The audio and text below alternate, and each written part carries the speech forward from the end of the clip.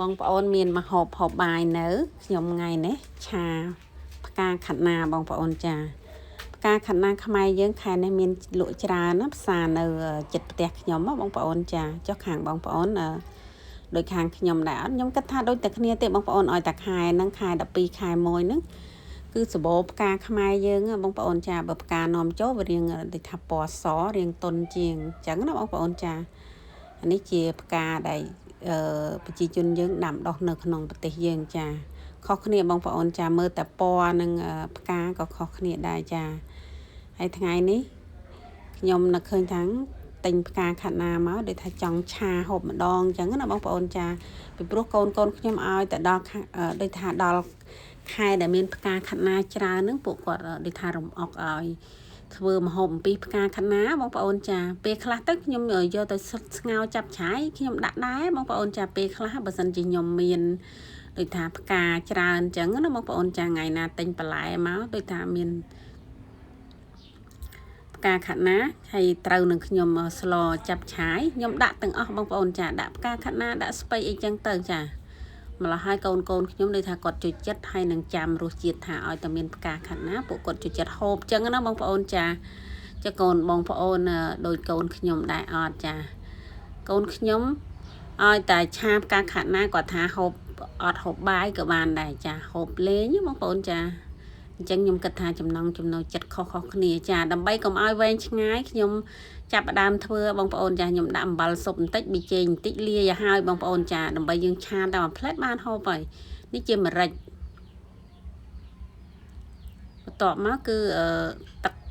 ត្រី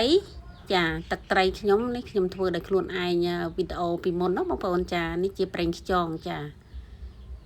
ហើយខ្ញុំជួយចិត្តបន្ថែមនៅទឹកស៊ីអ៊ីវបន្តិចចាបើកូនពៅខ្ញុំវិញអត់ឲ្យដាក់ទឹកត្រីទេបងប្អូនចាប៉ុន្តែម្ដាយជួយចិត្តទឹកត្រីចាកូនពៅអត់ជួយចិត្តហូបទឹកត្រីទេជួយចិត្តទឹកស៊ីអ៊ីវចា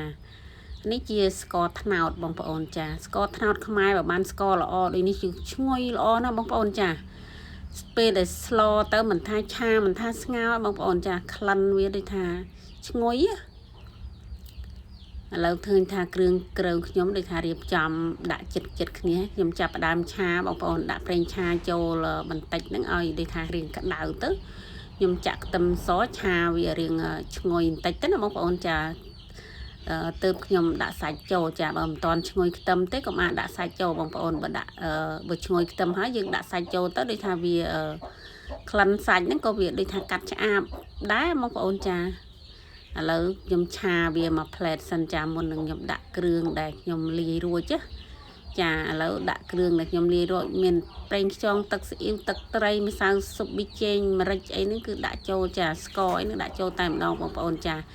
ឆាបែបងាយចាស្រួលមិនបាច់នៅដាក់មួយមុខម្ដងទេបងប្អូនចាយើងលាយហើយ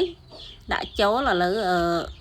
ពេលដែលដាក់គ្រឿងហើយគឺខ្ញុំដាក់ផ្កាខាត់ណាចូលបងប្អូនចាផ្កាខាត់ណាថ្ងៃនេះអត់បានស្រស់ទេបងប្អូនចាពេលស្លផ្កាខាត់ណាម្ដងដូចថាពេលខ្លះទៅស្រស់ពេលខ្លះទៅមិនស្រស់ទេ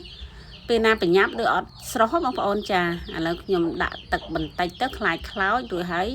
ខ្ញុំឆាត្រឡប់ដាក់ម្ទេសចូលជាការស្រេចទេបងប្អូនចាម្ហូបមួយមុខនេះគឺបែបងាយទេបងប្អូនចាឥ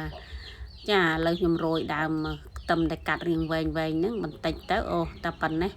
កូនខ្ញុំមកវិញដឹងតែពេញចិត្តហើយបងប្អូនចាពីព្រោះគាត់ប្រាប់ថាម៉ាក់ផ្កាខាត់ណាហ្នឹងម៉ាក់ឆាទៅពីព្រោះខ្ញុំចង់ហូបផ្កាខាត់ណាឆាហ្នឹងយូរហើយចាឥឡូវមកធ្វើតាមសំណុំពរកូនចាឥឡូវភ្លក់មើលសិនចាពេលខ្លះដាក់អំបិលខ្លាំងពេកចាដាក់អំបិលច្រើនពេកក៏អាចនឹងប្រៃបងប្អូនចាភ្លេចខ្លួនប៉ុន្តែថ្ងៃនេះអត់អីទេរសជាតិអាចទទួលយកបានចាអរគុណជម្រាបលាជួបគ្នានៅវីដេអូក្រោយទៀត